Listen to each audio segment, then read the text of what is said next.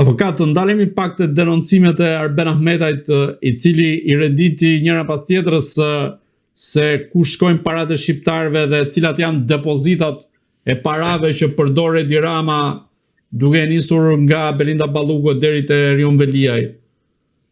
Ju si i keni lexuar këto denoncime dhe a mendoni se këto denoncime mund ta vendosin Spaku në lëvizje dhe mund ta fundosin Edi Ramën nga ana tjetër? Shiko, ti më realist me ju, Spaku është në lëvizje, po është në lëvizje sipas drejtësisë së zotit Rama. Pra, nuk është Spaku në lëvizje sipas denoncimeve të zotit Ahmetaj, ose sipas denoncimeve të zotit Zhllima apo të Bardhit dhe shumë e radhë. Pra do të thënë Spaku lëviz gjithmonë sa herë Edi Rama i thotë që të godas. Sepse duhet kemi parasysh diçka. Nuk ka mundësi që të gjitha ata të cilët janë tek rrethi jot të goditen të gjithë dhe mos të goditesh ti. Sepse këtu do të thotë, o ti je destinacioni përfundimtar kur sigurisht është bërë marrëveshje politike që të jepet rrugëzidhje që mos ketë vend destabilitet politik, o ti je një person i cili të pëlqen të viktimizohesh vazhdimisht, po je gjithmonë personi që sigurisht të tjerët janë autorët kundër teje. Pra është ajo forma e viktimës që vdes për autorin e saj. Pra, e dhunuesës që vdes për autorin e saj. Pra, në këtë moment që flasim, jemi në një situatë që vetë zoti Rama dhe personat të tjerë të cilët janë rreth tij nuk e kuptojnë ku janë dhe çfarë duan dhe çfarë po bëjnë.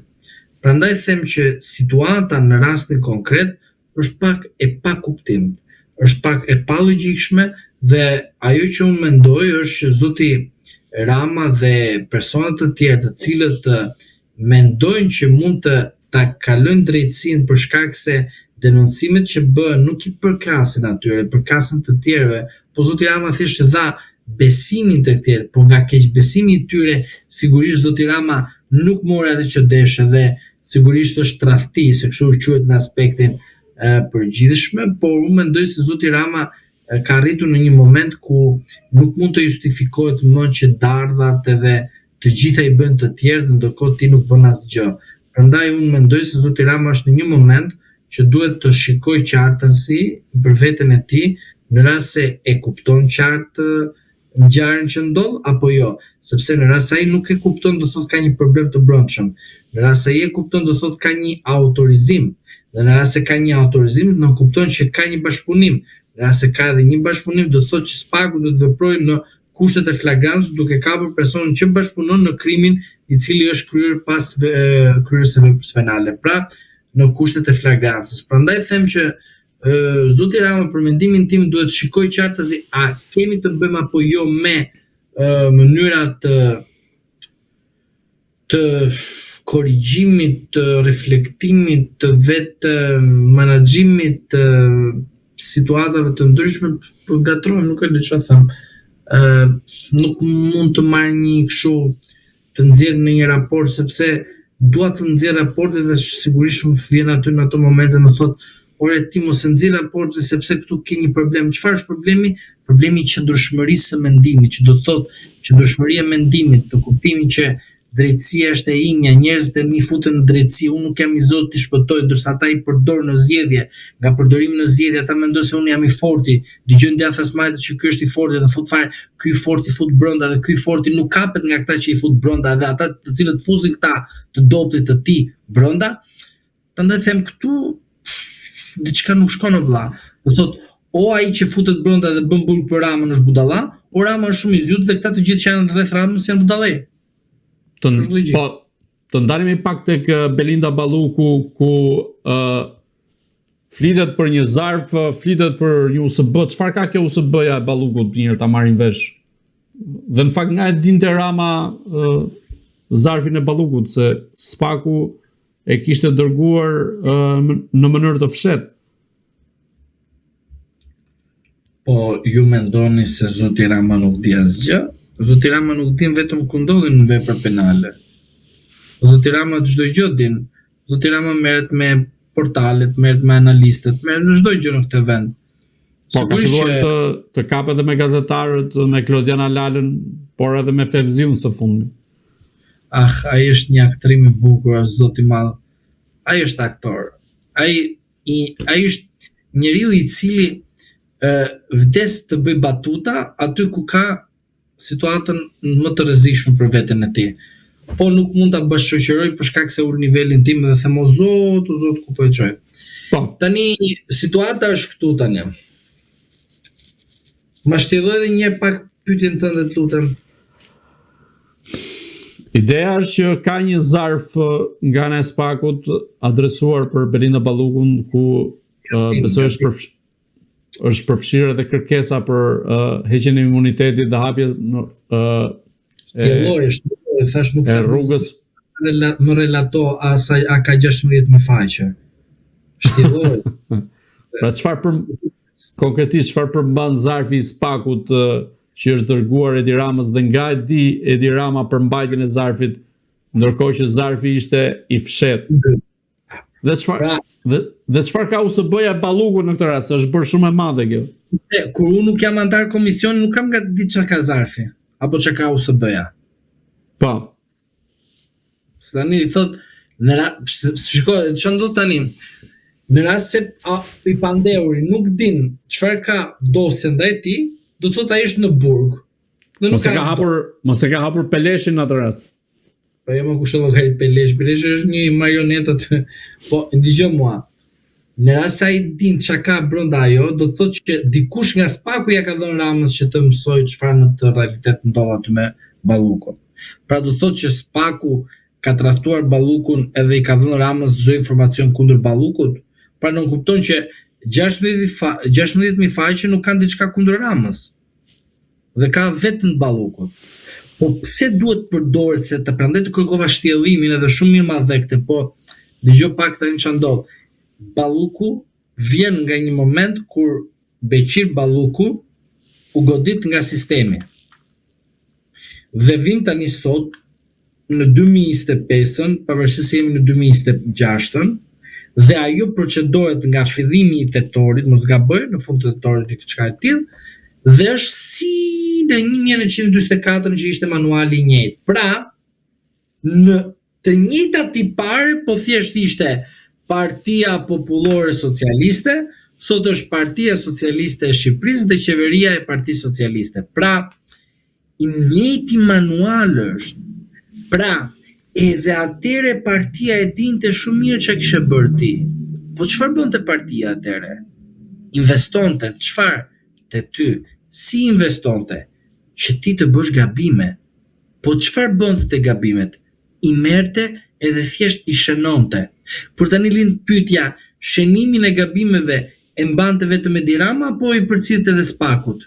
Dhe vim pikërisht tek ajo që unë të kam thënë ty. Libri i procedimeve penale ishte në kohën e Dumanit te Spaku apo ishte te Edi Rama në kryeministri? Unë them kryeministri. Ai që akoma bën lavazh në Spaku i pavarur kështu me radhë, dhe sigurisht që thotë që ka Spaku dhe Dumani, dhe unë po them ka Dumani. Dhe në momenti kur Dumani po ikën për shkak se u prish marrëveshja që ta marrësh dhe ti mandatin e dytë, sepse do ikësh me kokë lart nga Spaku, se ka edhe një ego a Dumani, di ti? Ka ego. Pra, unë kush je ti, unë kam der, kam dinjitet, pavarësisht se dinjitetin edhe nderin tjetrin ai e copton, sepse mendon se pushteti është i përjetshëm, kupton? Punë tjetër kjo. Por tani lind pyetja shumë e qartë për ju, të gjithë. Kush e procedoi penalisht Ballukun? Veprat e saj penale individuale, veprat e saj penale kolektive përfshi Këshillin e Ministrave, apo mentaliteti komunist i Altin Dumanit që në fund fare procedon armikun e Edi Ramës? Pse këtë gjë? Sepse gjithë manuali që u përdor në drejtimin e Dumanit ishte çuna dhe goca vendosni në burg të gjithë të cilët i pengojnë rrugët Edi Ramës. Pra, Zonja Balluku nuk e kuptoi.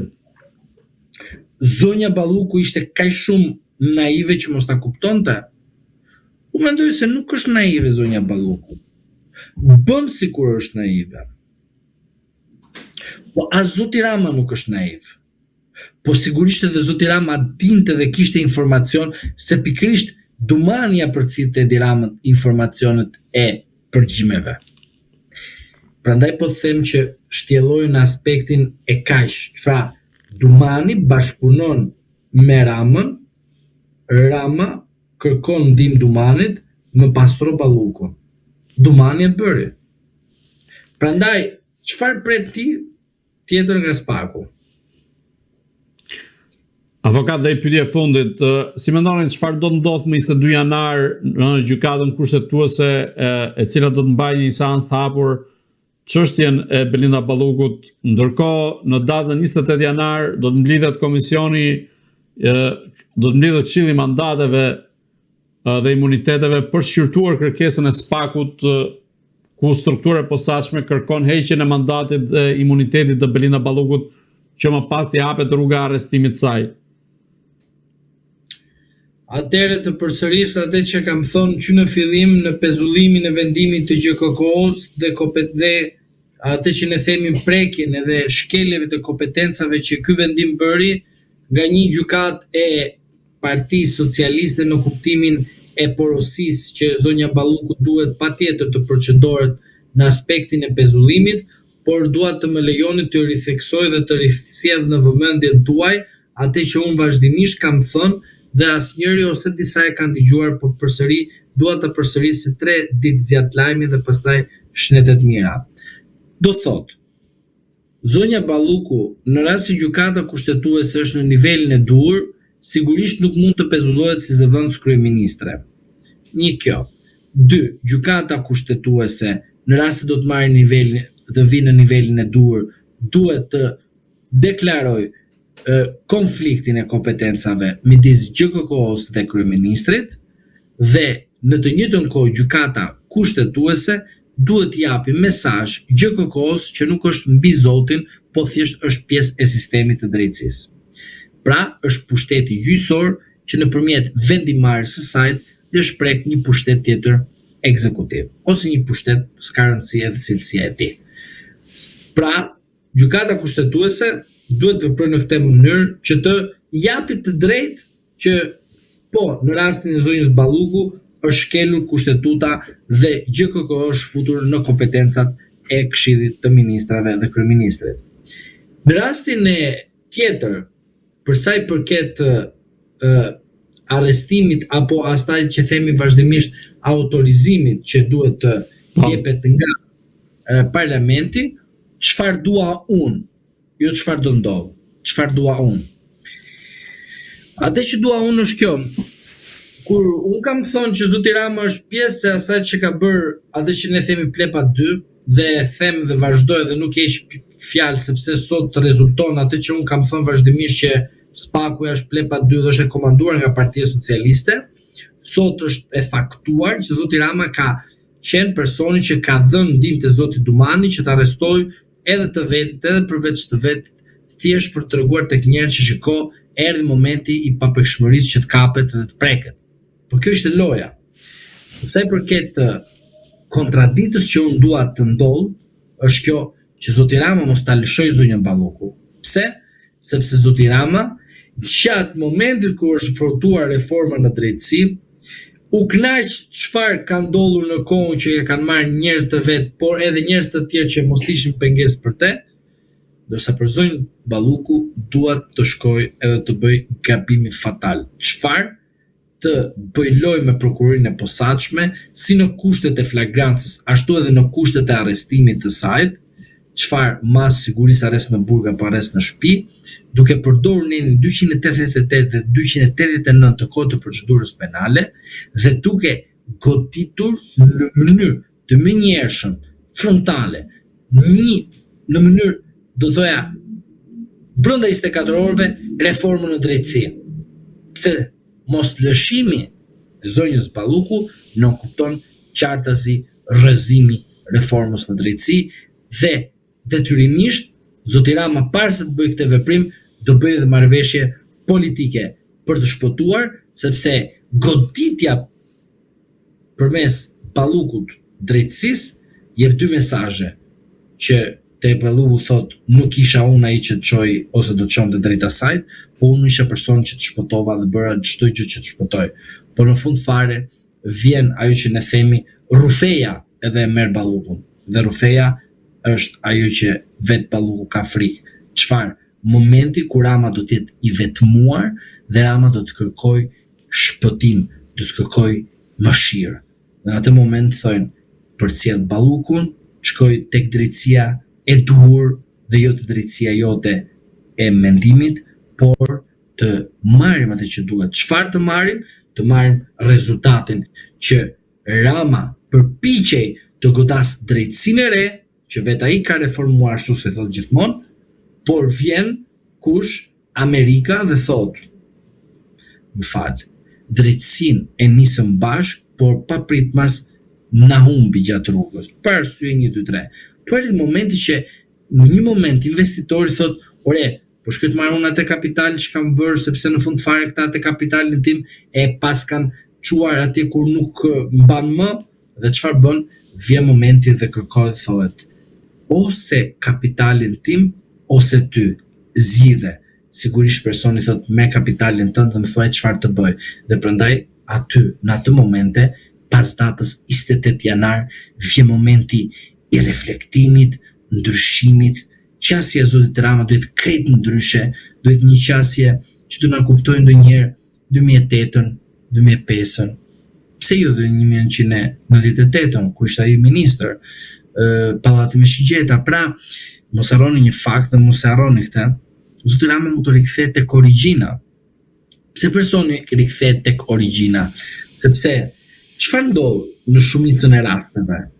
Personi i cili shkon edhe vendos vetes së tij shumë figura, pra shumë fytyra i mirë, europian, i lezetshëm, shakaxhi, interpretues, të gjitha këto, vjen momenti që për shkak se zoti Rama ka një talent të shumë të mirë të artikulimit dhe të mënyrës se si mund të diskriminoj dhe të degeneroj në kuptimin që s'ka si intereson fare, sepse të gjithë tjerë qeshin me atë që bën ai, po në fund fare nuk e kuptojnë ata që ai po e bën, ja bën edhe atyre që po qeshin. Në fund fare, zoti Rama detyrohet të bëjë një marrëveshje politike. Tani, a është i aftë zoti Berisha të nënshtrojë këtë marrëveshje dhe të negociojë për heqjen e nëngradës së tij? Kjo mbetet për të parë, por e vërteta është që për mua zonja Balluku ka mbaruar në momentin kur ajo pranoi që të bëhet vegël e zotit Rama pas momentit kur e proceduan penalisht. Prandaj them që e gjitha situata që është krijuar është një situatë mesazhi për Partinë Socialiste. Pra, personat që sot janë ministra duhet mendojnë disa herë kur firmosin. Personat të cilët kërkojnë të bëhen ministra për shkak se ka vakume, për shkak të personave që janë të përfshirë në problemet me spakun, nuk kupton që këtu diçka nuk po shkon mirë. Prandaj them që në një moment të caktuar zoti Rama sigurisht që do të marrë një masë ekstreme, por gjithmonë zoti Rama do të jetë ai i cili do kërkojë të shfaqë një figurë tjetër, por nuk do ta lejë inati dhe do shfaqë agresivitetin që ka pas dikur, sepse është në momentin më të vështirë, reflektimi, mbrojtje, vetë mbrojtje, urrëtie, dhe të gjitha këto i ka një person i cili ka bërë kaq shumë gjëra në të njëjtën kohë dhe në fund fare do të shpërthejë. Dhe ajo që ndodh gjithmonë tek personat që shpërthejnë për vetë mbrojtje, shpërthimi vjen tek vetja për shkak se vetë ndërtuan situatën e tillë.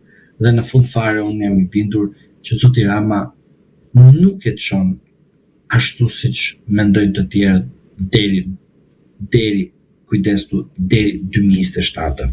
Prandaj nga sot janar 2026 e në vazhdim zoti Rama do të përcjell edhe shumë të tjerë kundrejt rrugës të vështirë që e ka zgjedhur ai vet. Prandaj them që rasti Balluku do jetë një rast shumë i veçantë sepse Rama do përdor çdo mekanizëm bllokues, por në fund fare vjen ai që thot investova kapitalin, tani është momenti që do filloj zhbllokimin. Zoti Shlima, unë ju falenderoj për gjitha mendimet dhe analizën këtu në Agora News. Edhe unë ju falenderoj për ftesën. Të dashur shikues, bashkë do shihemi në intervista të tjera, por mos harroni të bëni subscribe në kanalin tonë në YouTube.